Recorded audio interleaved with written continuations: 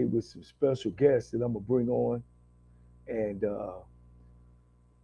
we're gonna get into this documentary. I'll tell you a little more about it. But this weekend, I had a great weekend. Went down to Houston, Texas, to see my Texas Southern University Tigers take on the Dion primetime coach, Jackson State, and it was built up to what it was going to be. 22,000 sold out stadium. Uh, Jackson State coming in with undefeated team, and uh, Texas Southern come with a 3-week winning uh, weeks in a row, and really play good football, but wasn't able to overcome the talent that Jackson State had, and Jackson State ended up winning the game 41-14, 28-14 and a half, and they went on to take the game under control. But hey, God's been good. As you all know, guys, that I've been a football coach for 30 years, and everywhere I've been, I've won championships, and one of the greatest guys or greatest coaches I always look at is my brother. Someone I grew up to, and I've never seen or been close to a coach that I think the world of. And for that, we was able to go to Tennessee State in 1996 and take a team that hadn't had wins in 9 seasons, and in 3 years we won the first black predominantly or PWI conference in 1998, and we went on to the next year in '99 and win the championship again, and also finished number one team in the country, not black school, FCS team in the country. And there's been, since from today and move back 22 years, there's not been another black school that has finished number one in the country. There's not been a black school to ever win a all-white conference. There's never been a black school to beat more than 3 or 4 PWI schools in one season.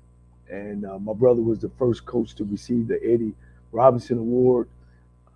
We broke all the seasonal records at Tennessee State, but it wasn't easy as it sounds. And uh, we were able to pitch our story to Leonard Moon, out of Houston, Texas, writer, and then we were able to sell that to the guy I'm gonna bring on with my brother, Tyrone Dixon, who's a producer. He's produced. He's been in uh, movies like Hustle and Flow, Bounce. He's made his own piece about skating. He lives in California, but he's also an instructor at Texas Southern University. So I would like to bring those guys on so we can get this thing rolling, and so we can let everybody know and let the country know that we not gonna let this history get away from us. Welcome, welcome, Mr. Dixon. How you doing? I'm doing fine, young man. How you doing? Oh man, I'm Thank great, you for man. having me. And I'm gonna do one of your numbers. This is a live show, so action. How's it going? Yeah, You I out in can't beautiful complain. California now? Well, it's not so beautiful right now at the moment. We're getting some rain. We're excited about that because we haven't had rain in a very long time. So let the rain come down because we need it. We're in a serious drought. So, but being in LA is always a beautiful thing, regardless of whether it's rain or the sun is out. I love this. I love this place for all of that. Yeah. Real quickly, Tyrone, you just started a part of this hopefully story documentary, uh, and this is history that need to be saved. What caught your eye when this was brought to you? Well, for me, I mean, so like you said, I've been doing this for a while. I've worked with a lot of people. I've had the opportunity to do my own thing, create some opportunity. I did this documentary, Eight Wheels and Some Soul Brother Music, the history of roller skating from a black perspective. That then I took that documentary and pitched it to 20th Century Fox as something that can help create a feature film about the world of roller skating and black people skating and all of that kind of jazz. And that became the feature film Roll Bounce, which is Pretty much a classic film today. Everybody loves it, and it was a very challenging process.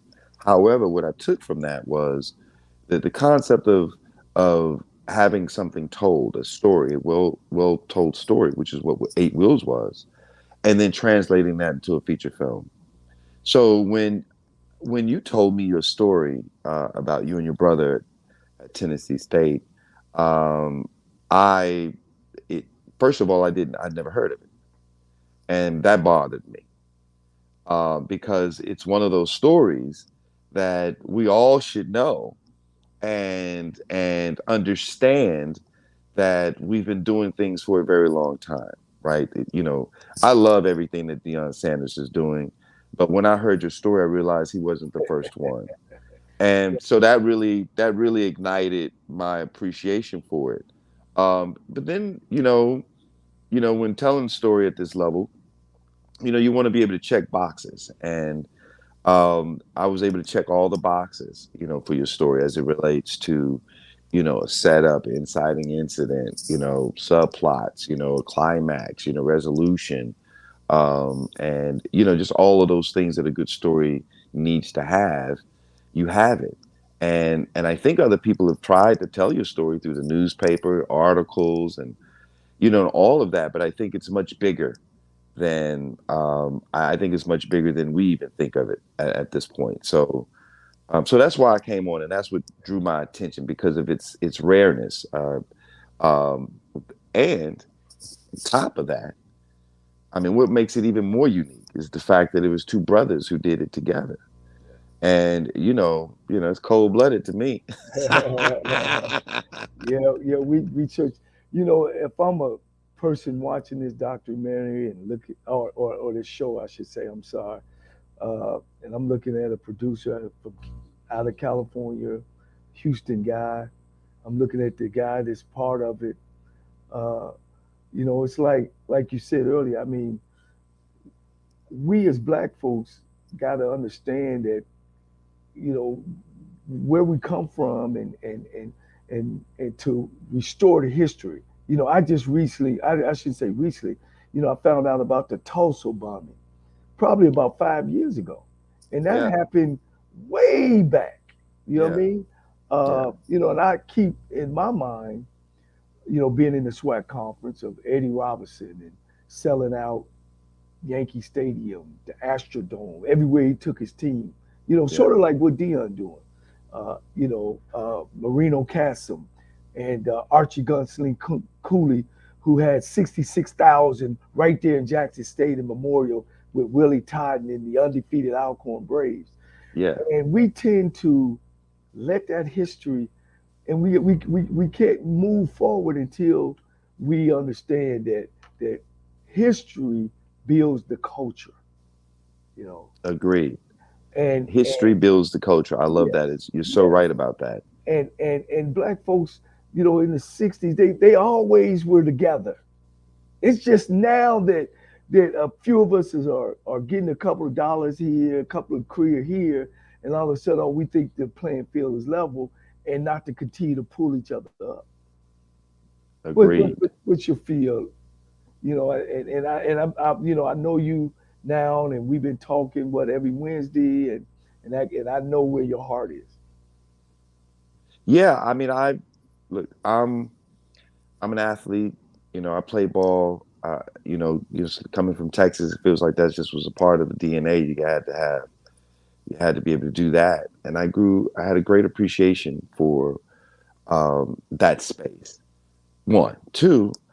Um, when I became when I be- when I started working in this business, Debbie Allen gave me an opportunity to do a documentary series, right?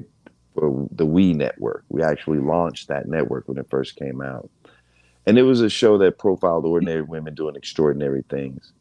And I learned that the real importance of telling our stories, right? And I didn't understand the depth of it until I became an educator and how seeing how in education a lot of things are being left behind for whatever reasons. I think maybe social media has something to do with that. I think This concept of uber capitalism has something to do with that, where we're just really focused on ourselves and how much money we can make, and not realizing that we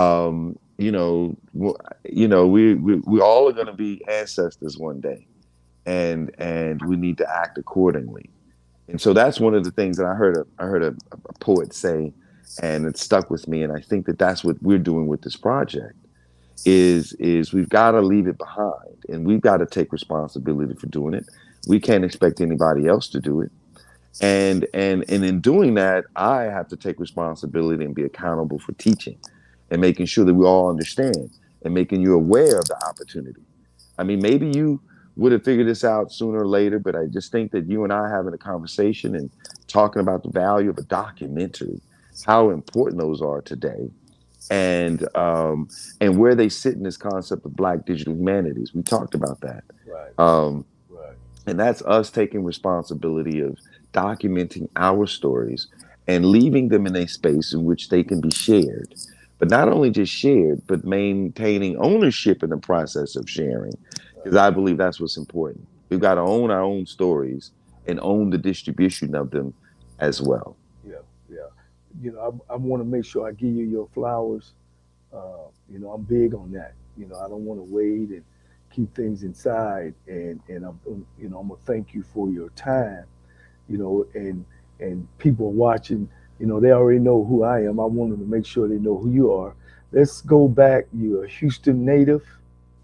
Yeah, born and And raised Houston, Texas. and you played quarterback at I St. Thomas. I did. And then you say, "Let me leave the private boys alone and start going." You going over there with them real.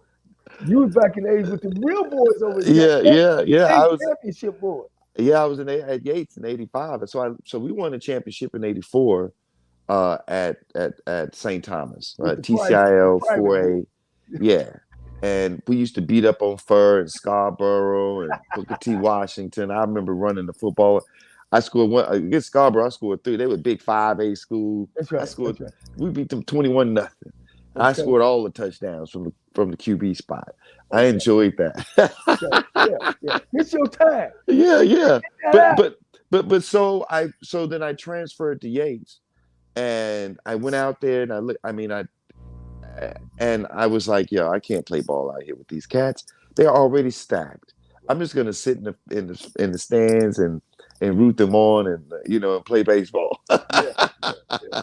They had some cats now. They had some cats that can play ball. I mean, Johnny Bailey he was an amazing Yeah. football player, and that really, I really found my love for filmmaking at Jack Yates, Okay. and that's when I They picked have up a a program camera. there. Yes, I had a program there. I was only taking one class, which was photography, and so I got a chance to just kind of move around with the camera, and I did drama. I was on the drama team, and that really lit the bug that was already there, and that led me to choose to study that in school at TSU.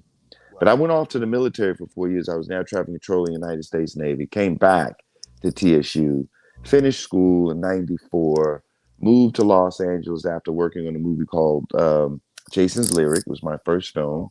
Wow. I Wow. was a PA on that film and met quite a few people who helped me when I moved to Los Angeles. And my second film in Los Angeles was Panther, about the Black Panther Party with Melvin Van Peebles and Mario Van Peebles. That was huge. Yeah. Yeah. And one after another, I just kind of just started moving along. And eventually I got an opportunity to work with Def Pictures, Russell Simmons.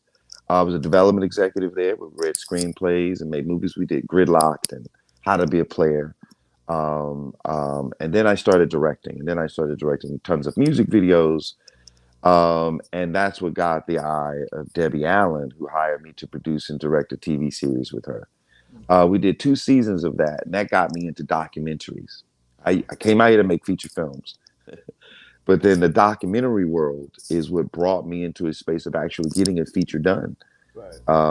Which was Roll Bounce, in a major way. Going from a space of just having an idea and pitching it to a studio, them loving it, and then us developing and making that film, and then me bringing what I brought to the table, which was this whole cultural aspect of roller skating, to the film.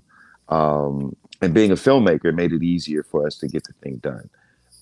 And so from that point on, I've said, I really want to start doing my own thing. And so I developed a screenplay about a Black Boy Scout troop. It's based on Willow Avenue's Baptist Church Troop 242 out of Houston, Texas. And they're a great troop. They have the more Black Eagle Scouts than any other troop in the nation. And so I thought I'd honor that by making a film, a comedy, kind of like the Bad News Bears. But so they used to be great. Now they suck. And now they need the old school troop leader to come back and lead them to glory again. And so we had Danny Glover attached, and, we still do. We're still trying to push forward and get that thing done. And we've got some interest from some other actors. So we'll see what happens with that. But in the meantime, I've been doing these documentaries, and I know the value of them. And so, meeting you by chance, and then us having a conversation led to this. And I think that that's the beauty of it all. I mean, your story is a real story, and it's real valuable. After meeting your brother, really sold me even further on because then you told me a lot of stuff that I could visualize that I know we're going to make happen that other people are going to find to be outstanding. So I'm with it. And I'm glad that you are willing to work with me on this project. And I thank you and your brother for sharing the opportunity. Right, right.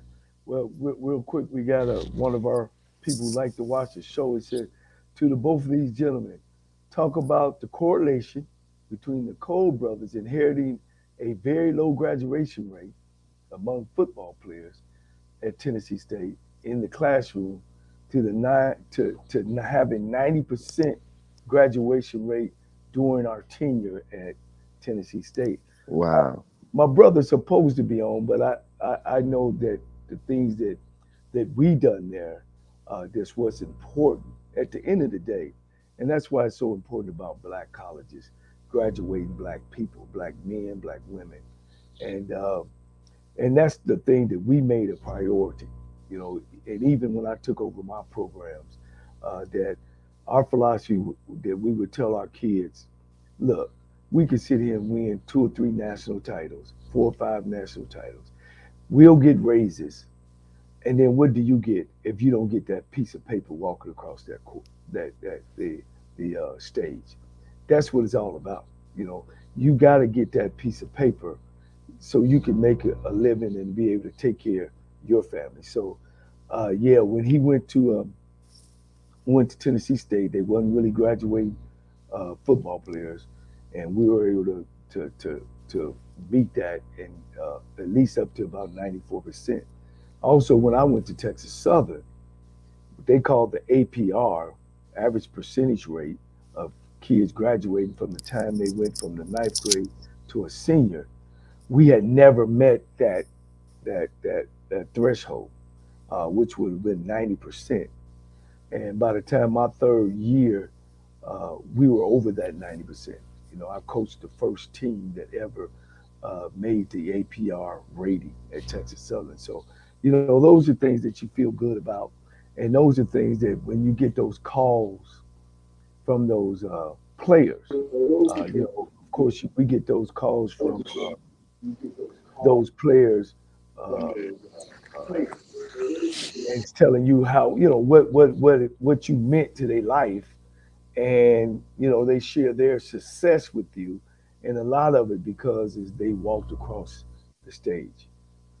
All right, Yeah. there's There LC. he is. There, what's going on, big bro? LC. Not much there. Trying to. All right, there's LC. There he is. There's what's going on, big bro? LC. Yeah, Now, turn your mic Put your down. earbuds in. Yeah.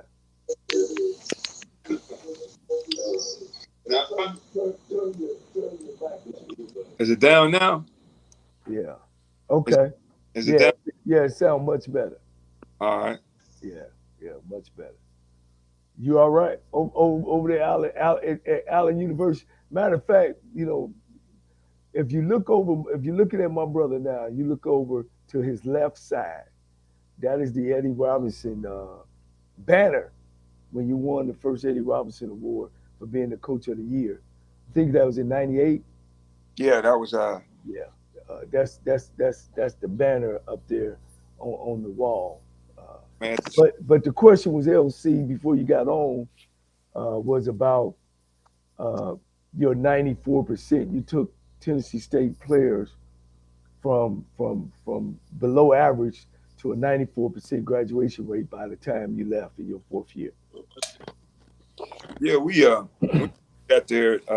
That was an issue about about the guys graduating had a low percentage graduation rate. When we got there, I think it's somewhere between 20%, and by the time we finished, we was at 98% of the athletes or the football players graduating from Tennessee State. But also the great part about it, we had the number one student during that time, and he was a quarterback. And matter of fact, he was from Ohio. All right, he was from our high school, and I forget his first name was Larry, and Larry was a Mexico engineer. That's what he did, and we had quite a few guys. We averaged 30 guys a semester on the academic on the. And Well, that's very important, though. We understand all that, but you got to make sure that you carry this right here. Nobody can take this away from you. Your athletic ability is always going to diminish, but this right here will stay as long as you live a little bit. yeah. One of the things, LC, we just talking about before you came on is why the documentary is so important. I know, me and your career, quote unquote, as head coaches have been shortened. Sometimes I even think we blackball, but we don't definitely don't hang our heads on that. Why is the documentary so important to you? Well, I think for me, it's really get it out there and let everybody know that black coaches can coach. No matter what division we're in, we can coach. And I think when you look at what we did in an all-white conference, we the first two guys that's ever done that before. It's just like everything in America. When you think about things in America, sometimes it's always hidden. And black people have did a lot of things in America, and a lot of people don't even know because it's the way history is. Just like America. They said Christopher Columbus discovered America, and that's what you learned when you was coming through school. That was always in the textbooks. That's what you heard, but that's not true. So, Yeah. I, uh, I I can say one thing, about Deion Sanders, the success he's having. It is putting a spotlight of a black man coaching an HBCU school and the great job he's doing. Uh, but like we said earlier, Tyrone, it had been done before by this man I'm looking at on the screen, and it's very important that we don't lose that. But at the time now, with 90%, Tyrone, I don't know if you know, Tyrone, 90% of athletic directors in college sports are white. So the time is Wow. now uh, for us, and that's why this documentary is so important, not only just for our pat on the back, for black people, for administrators in school, like LC just said, there's African American coaches are just not getting the opportunity to do it, and hopefully this film, Tyrone, uh, uh, will show them that we can do it and do it the right way in an all white conference. Yeah, I think that's for me. I think that is the ultimate goal is to establish this documentary as a piece that explores not just the success of the both of you, but through the success of the both of you, that we're reminded of the success of coaches that came before you, as well as those who are going to come after you. Um, but you said a key thing, and which one of the things that I'm dealing with when I'm teaching about getting young people into this business is that when we have more executives in the room, when we have more representation in the room, then we get more representation out in the other areas of the industry. So when you say when we get 90% of athletic directors are white, then that's hard. that's a challenge there. So we've got to change that scope, and I think we got to talk about it, because no, I didn't know that, and I think people would be shocked to know that. Right. But then when you say that to them, then I believe you have to then be, which I think our documentary will do, which is one of my goals would be as the filmmaker, would be to also offer the solution of how we can make these changes moving forward, and so that we can grow this space, right? And I think that's the ultimate goal. Create Right. awareness, one, Right. two, shine some beautiful light on the work that you guys have done, and three, leaving a legacy behind that will always be there, a story that will be in a way that can teach, inspire, motivate, and encourage others along the way. And I think that's the beauty of it. We don't have to make anything up here, right? It's all Oh, there. It's all there. It's not like you walked into on a perfect team and blah blah blah. All of the conflicting issues, anything that you could have thought of, you said, LC, when we talked on the first day, there was a food fight. You had to handle the food. I'm like, on your first day, right. coach, Yep. Man. really? Well, one of the things that I want to say to my brother, on live and to everyone, I'm the one convinced him to go to HBCU, and he watched me as a player coming up through Texas Southern. He put me in his car. We ran around recruiting when I was 19, 20, 21 years. So he knew the story. He knew the struggle that I had in going to a black college, Mm-hmm. and I know the shortcomings he had going to a PWI, but he had the master plan, and I just want to share that with him. That I know he don't have any regrets, but my brother was one of the best football coaches, black football coaches at the time. Shit, how many schools you been to, coach? Uh, 15. About a good 15, 16. Yeah, and he was one of the top recruiters in college. So to make that jump from out of that system, I mean, he coached with Nick Saban, Tom Osborne, uh, uh, uh, the guy at the Baltimore Ravens, the Harbaughs. He's beaten Eddie Robinson, Pete Richardson, all these guys, Doug Williams. But to make that jump and leave PWI, leave the big paycheck, and then now we here today. Uh, he's at Allen University, and I'm gonna say it again, blackball for being a head football coach.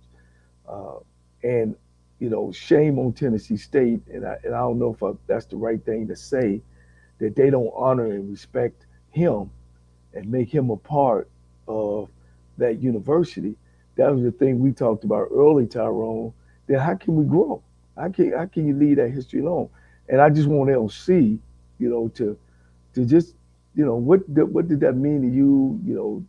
How you feel, today, and knowing that you're supposed to be somewhere at some head job. Well, it was always a real tough decision.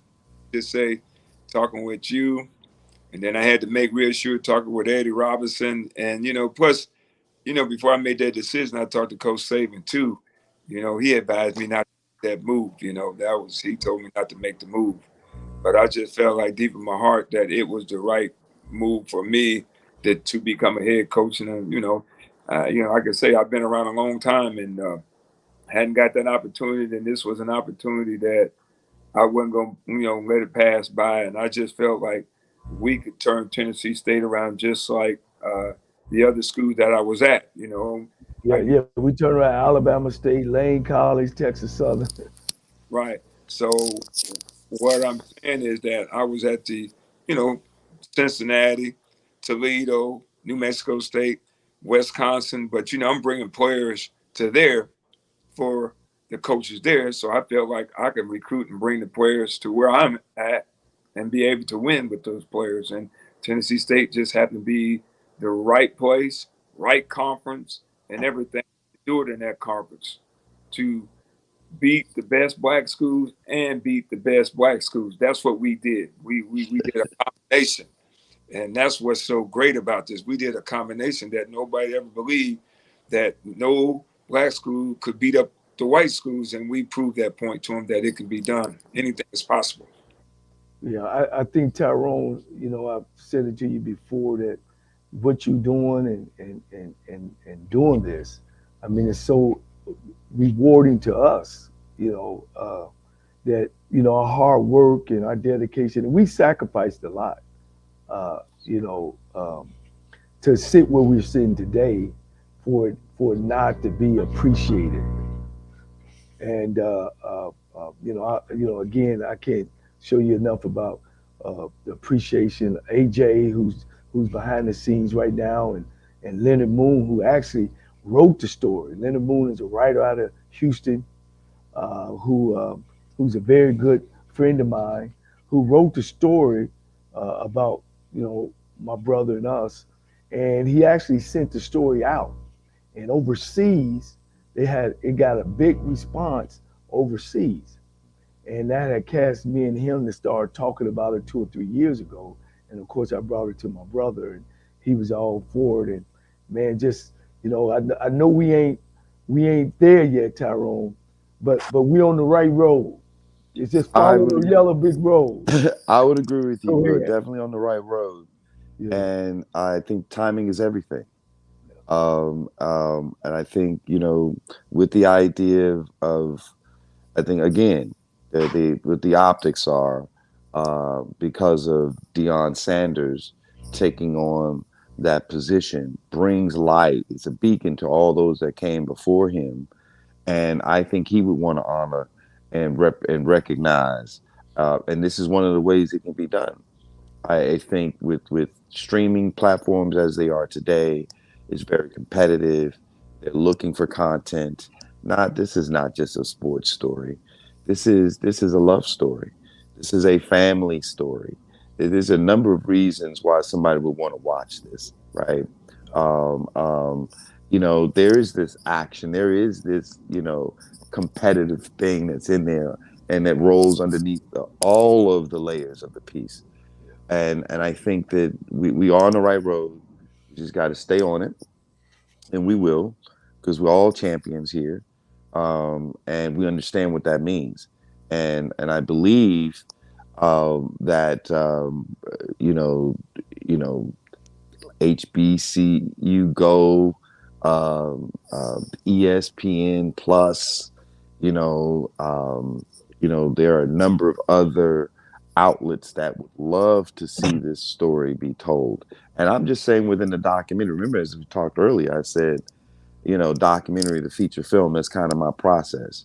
I believe that one of the ways to get films done is do a documentary, make it well done, and give it and demonstrate that it has validity in the marketplace, and then you can move on to the next phase. Yeah, I think this story definitely has those legs, and I'm dedicated to making it happen with you guys. And to the writer, Leonard Moon, I think it was an outstanding article that he wrote. It was one thing to talk to you guys on the phone. It was another thing for me to read it and go, "Oh yeah, why hasn't anybody else?" I'm looking around and checking my shoulder. right, Nobody else got the hell of this. right, right, Oh, right. let's go, Yeah, yeah, because it's a story. It's a story and a half, yeah, and I know I haven't even heard the half of it yet. So I'm looking forward to that process. yeah. We've spoken to HBCU Go, the CEO there, Mr. Curtis Simon, who was on the show. So it looks like we got some cloth in it. We got some claws in it that's real good. Well, can you explain, the steps that we have to take, and if somebody's watching this and want to be a part of, what would I say, Tyrone, the financial piece, or the Yeah, I would say, I mean, I'm sponsored, which what we're looking for right now right, are people who would sponsor this package process. And what I mean by package process is, there's a budget, 10 grand that covers the cost of putting together a proof of concept, or some people like to call it a sizzle reel, and then a lookbook, which is a PowerPoint presentation, a deck that explains everything about it, why the story should be told, what is it going to make in the marketplace, what's its potential to do well in the marketplace, along with that proof of concept. And then we take those things and we take it to Simon, right, Mr. Simon, and say, hey, look at what we got going on here. This is what this story would look like and how it would feel and how it fits in with your network and the things that you're growing with your network. Or the same thing, we would take it to other networks the same way. As well to venture capitalists who may say, well, let's do this independently. How much is this bad boy going to ultimately cost you? And we give them a number and we say, this is it. And then boom, they jump on, and now we're in the ownership pocket space. Right. Now we can really own the product and then license it to all of these other entities, which is what I would believe the ultimate goal would be. And in saying that, I think Mr. Simon is I think that's a great start. Right. He and that organization and the trajectory of it, the projections associated with that, I think this fits so well. I'm doing another one very similar to this about Barbara Jacket, Right. who was the track coach at Prairie View A&M, and then went on to coach the Olympic team in 1992. And if we don't tell her story, because Prairie View has not done her justice, and I don't think it's purposeful, fellas, that these institutions don't. They just don't know how, and we have to be the ones to step up and not blame them for not doing it, but we've got to take responsibility and accountability for making it happen, going into those communities, raising awareness, which is this documentary we're going to make is going to do. Can you imagine this documentary being shown in a major theater, in and around the area of Tennessee State, and everybody's able to come out and see this documentary about the history of their university and what they did great at some point? You feel me? They would love to ride on it. It's not just about the greatness of the two of you, but it was the greatness of them allowing you to do it. Right. I think that's huge. So, and you just said the story did well overseas, right? Yeah. Right. So we already know how it's going. There's a market, for someone wanting to see the story. So I think we have to do the due diligence of getting that package together, and then everything else is going to fall into place. Yeah. Yeah. One of the guys said the story goes beyond sports and delves into overcoming momental adversity. These lessons can apply to anyone's life, black or white. Let's get to the fun part of it. I mean, the man right there, I'm looking at my brother who, people don't understand. Good point that the guy made. It's a great point. One of the questions, I'm always asked, man, how do you work with your brother? Because I guess in business or whatever, family usually can't work together, Yeah, that's usually saying. Boys, LC falling in at number 4.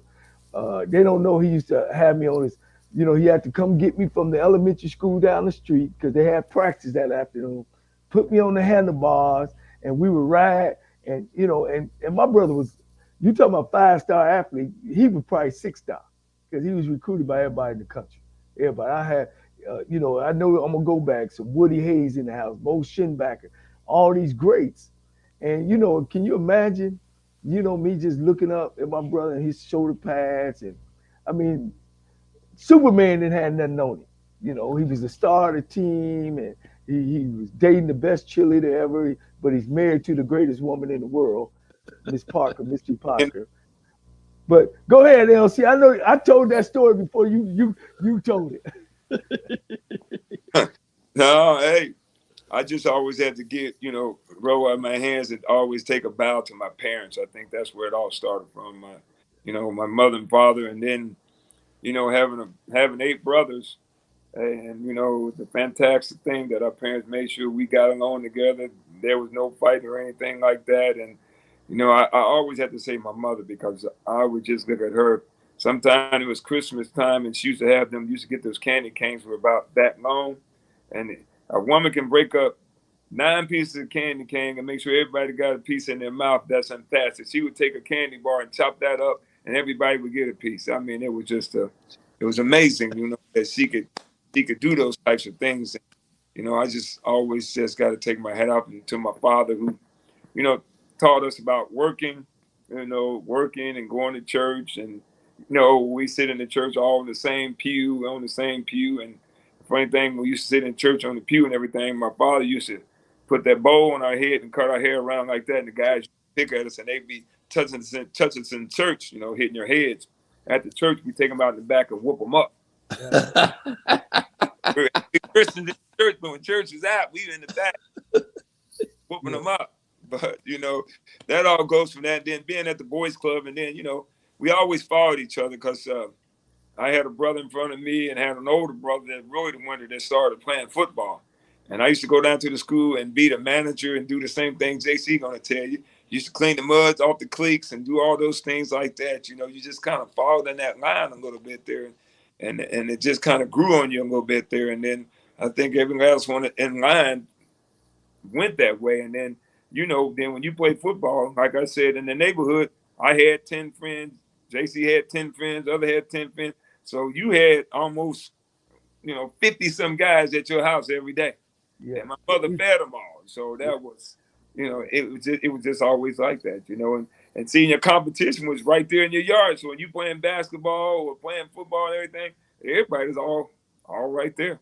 So you couldn't help but have a little bit of a skill level. And also, that giving, it comes from, I say my parents all the time. Yeah. Well, all right, we gonna move all that. We came to Tennessee State. I know the first incident you had was the food fight. You had them throwing balloons off the roof. Why somebody want to look at this show, Tyrone, or this documentary or movie? They had a gang on the team called the Fifth Floor Boys that we had to break up. We had a guy that was on scholarship. His father would threaten the administration. This guy was on scholarship for 5 years, full scholarship. Never put a uniform, a game uniform on. But he was on scholarship. Like, we were like, who is this kid? And who is this kid? And the kid was a good kid, but he couldn't play at the level where we wanted him at. He couldn't play dead in a Western. and his father played pro ball. And wow. Everybody loves their son. Yeah. It's sort of like the East Side High, Mr. Clark. I forget what they call the movie, where at the end of the movie, Joe Clark. When the lady was telling everybody how Mr. Clark needs to be in jail, and all of a sudden the mayor, I think, say, look, we got to get him out of jail. And here come LC, give me the microphone, and then he took control of the whole football team and program. Yeah, it was like JC said, it was different. It was a challenge though, because every day it was from the food fight, throwing water off the balloons. We had what we call hazing. Then I found they was whooping my kids up in the dorm. The older guys was whooping the guys with belts. That was an initiation at Tennessee State. They say that went back for years and years. I just happened to just come up in the dorm, seeing them whooping my freshmen with belts. What that got to do with winning a football game and building that camaraderie that you wanted among players? It was just so much. They had a party where they would fight. I mean, we had to really whip this whole program. I had one kid, I think he had a drinking problem. We ended up getting him from Memphis. Well, he was pouring beer in his cereal. He didn't pour milk. He ate his cereal with beer. And would go to the weight room drunk. Yeah, go to the weight room drunk. And, so the players, by that time though, LC, we had everything in motion. Yeah. They brought him to LC's office. Coach, he got to go. I think about we went on the trip one time. Everybody was asleep. We went to Western Kentucky. Everybody went to sleep.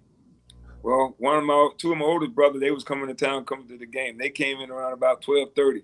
So I got up to go get my brothers. Well, all of a sudden I seen players running around the halls and all this. I said, what in the world is going on here?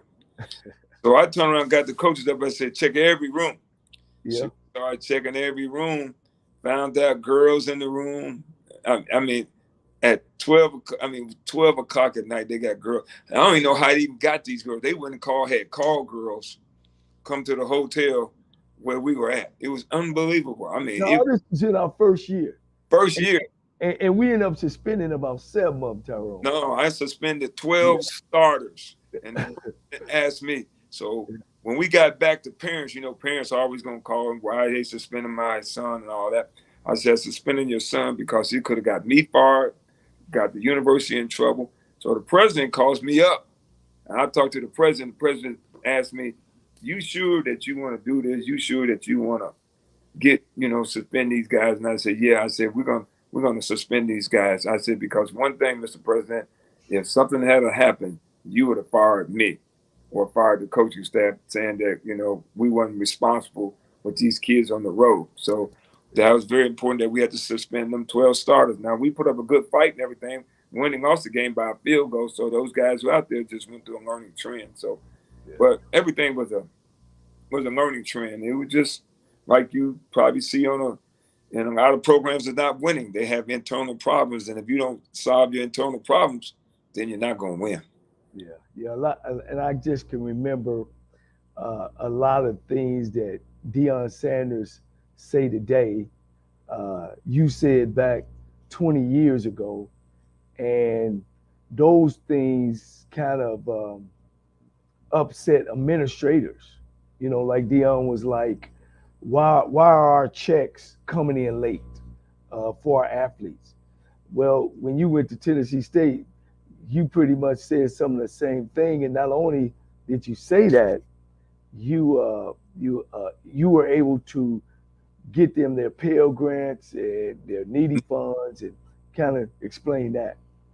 Yeah, well, we got there, and I knew you're supposed to get needy fund because all the universities that I've been at, the NCAA said the kids get needy fund, you get your financial aid, and so I started finding out, asking the players when it was around time for needy fund, where our players wasn't getting their needy funds, and I went to our compliance officer and asked them, well, why our players are not getting their needy fund?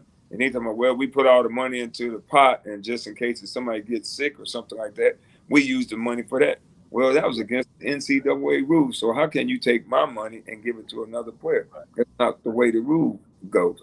Even when we got down to financial aid, I was at be out of practice, and they would never call me in there to sit down to make sure my kids are getting financial aid. Right. They were doing was taking our financial aid and the scholarships I was giving to the guys. They was taking that money and funneling it back somewhere else, and our kid was coming out of their pocket and had to pay full scholarship. And in one double A, you get a certain amount of scholarship money. So it was a lot of things that you had to work. And I think, like JC said, some of the people got mad about it, and that you were finding out the loopholes of way things were operating. And I think that's the reason some of the coaches probably was failing that coach at Tennessee State, because everything wasn't up on board. And we just had that knowledge.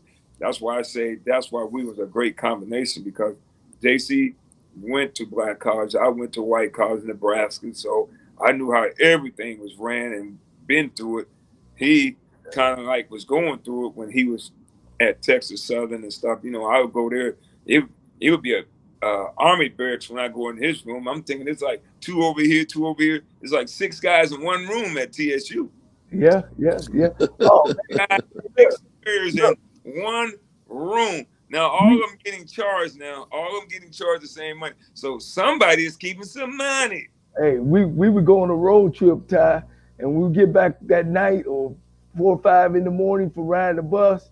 You had to run back to the dorm to get your bed. We had a mattress. Them days is man.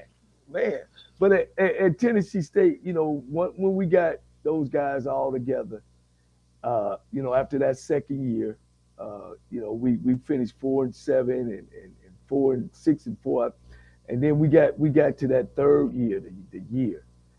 You could tell we were stronger mentally. We were stronger, and I just remember that when we started beating these teams, and offensively we were just superb. I mean, we broke every conference record, seasonal record, and we were superb.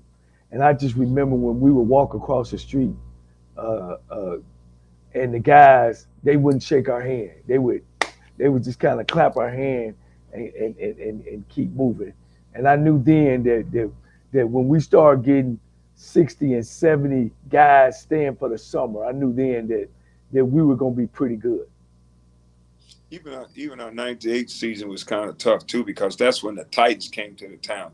The Yeah. Titans took over our weight room, locker room, training table, dormitory. They took everything and they just pushed us to the side. I mean, Wow.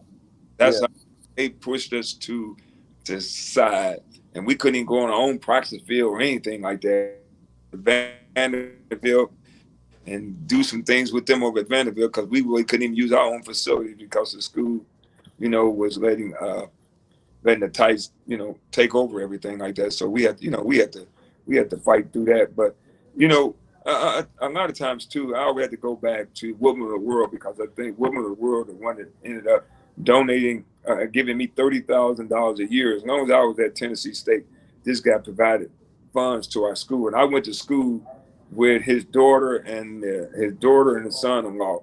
And when he found out that I had got the job, he turned around and ended up donating $30,000 to us to give us, shorts, socks. We didn't have none of that kind of stuff, and I can imagine some of the historic schools are still going through that stuff to this stage right now. That it's not provided with all the funds. You got to have resources, and I think that's why Jackson State is winning right now, because they're getting resources, and resources make a big difference. When you can dress nice, you can ride on the right buses. I mean, the buses we was going on at first, I don't think Harry Tubman would have used the buses.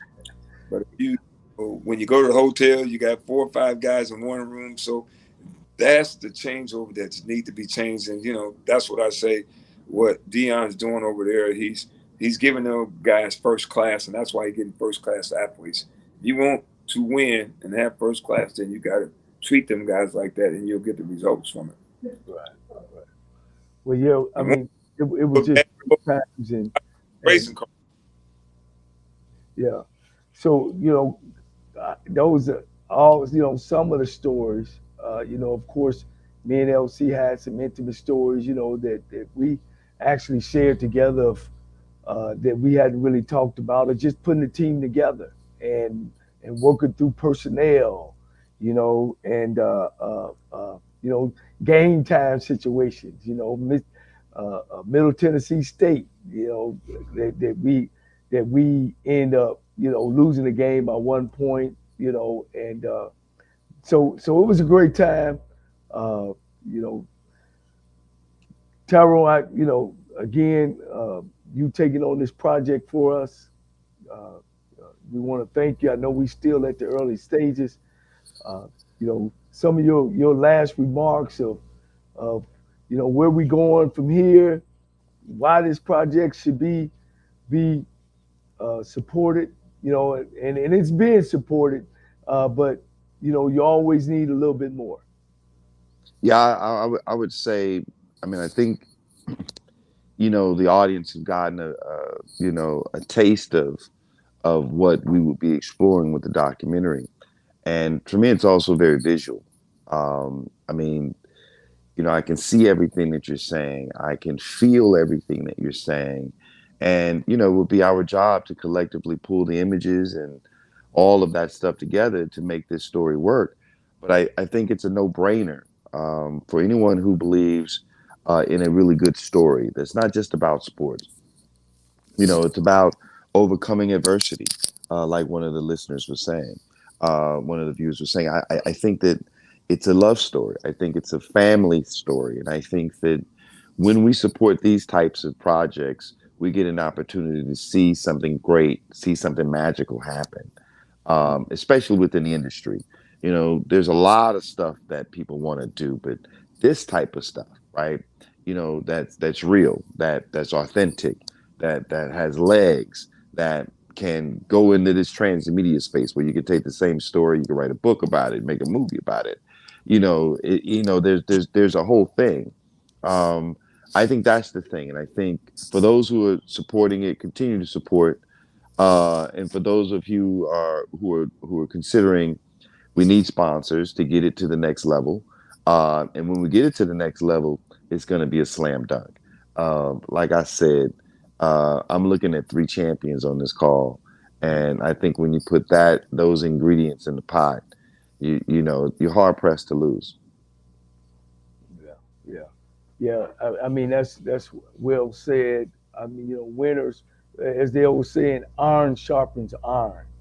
And it's unfortunate that we're not where we should be uh, as far as in this coaching profession. I think we where we should be as men, Yes. healthy, uh, not feeling sorry for ourselves.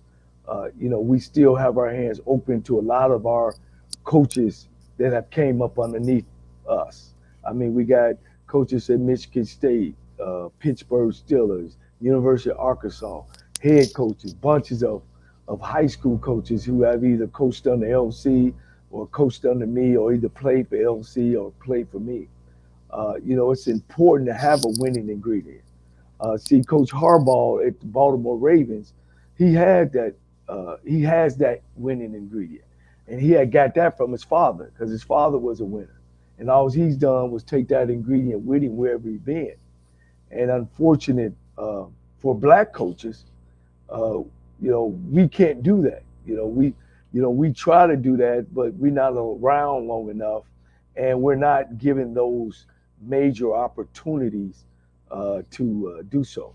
LC, any last remarks?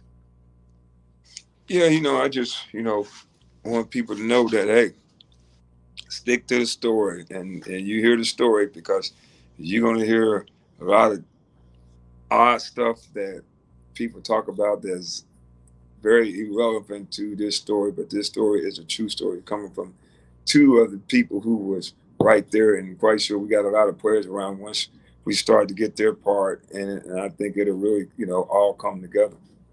Yeah, yeah, most definitely. We got the support of the players. You guys, y'all, we all got a group chat that we still that 1999, I mean 98 and 99 football team. We got a group chat that we still much more. We still together today, and we support each other and we keep each other in touch with each other about how everybody's kids are doing as well. I think that just speaks value. I And saw. Did I see go ahead. that you coached the Heisman Trophy winner or a Heisman Trophy candidate? Heisman Trophy candidate, yeah, and Leon Murray. Yeah. Yeah, he Wow. was a 3,000-yard passer his junior year, and unfortunately, he was on his way. He got hurt in the middle of the season, and our backup guy came and took us the rest of the way undefeated. Yeah, yeah. But all that stuff hopefully can come out. Hopefully, whatever is for us could happen and be on the screen. But it ain't just for us. Like you said, it's a family story. I can't say enough about my brother and the success he's had. I want to thank both of you guys for giving me the time. Man, when you're Thank having you. fun, it's short. But we got production meetings tomorrow. Hopefully, Yes. we can get in touch and catch up on what we need to turn in. To my audience, thank you again. Go TSU Tigers. And if you feel yourself at the end of the rope, tie a knot, hold on tight. Ain't nobody bad like you. Tell, HBCU hey, Stroll. Thank you. tell Coach Morgan we coming. Folks, with what you need to know. Today is Monday, November 7th, 2022. Number 1, President Joe Biden concluded the final weekend of campaigning before Tuesday's midterm elections, stressing good economic news across the country. The president has what's described as an enviable record on jobs, with over 10 million gained over the first half of his term. However, news sites report voters are more focused on the rates of inflation, now getting close to highs the country has not experienced in almost 40 years. Number 2, although he has been teasing this for months, sources close to former President Donald Trump said that he will make his announcement of another run for the White House soon. The timing is not exact, but Trump insiders are sharing conversations that they're having, as well as what Donald Trump is telling rally-goers while campaigning for others running in midterm elections. Aides and allies alike are said to be looking at the 2 weeks following the November 8th midterms as the window for the former president to confirm another run. Number 3, the U.S. flu season is off to an unusually fast start, adding to an autumn mix of viruses that had been filling hospitals and doctor waiting rooms. According to the CDC, reports of flu are already high in 17 states, and the hospitalization rate has not been this high this early since the 2009 swine flu pandemic. So far, there have been an estimated 730 flu deaths, including at least 2 children. The winter flu season usually ramps up in December or January. Number 4, a black woman by the name of Lauren Hopkins posted a video on her Instagram account showing a security guard putting her in a chokehold during a Halloween event at a San Francisco, California nightclub on October 30th. The 25-year-old woman said she was waiting in line outside of a lounge in Soma when she was warned by a club security guard that she would be removed for littering after rolling a marijuana cigarette with a regular cigarette and discarding the end of it. Security responded by physically dragging Hopkins out of the line while her legs were bound. Number 5, it's Ministry Monday, and agape love is love to the highest level of love. Agape love is love based on what you do to bring out the best in others and for others. It's about the expressions of love in action that you have for family, friends, foes, and even some strangers. Read more about Agape Love in Ministry Monday section in today's What You Need to Know newsletter. Here's your daily inspiration from Yogi's Jewels. Life reminders.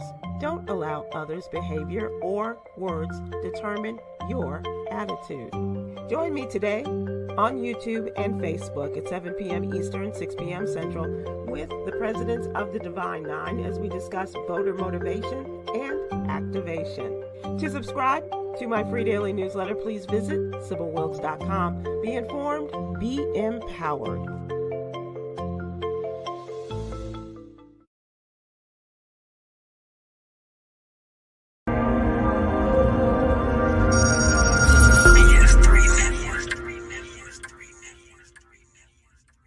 BS3 Network, changing the way you watch TV.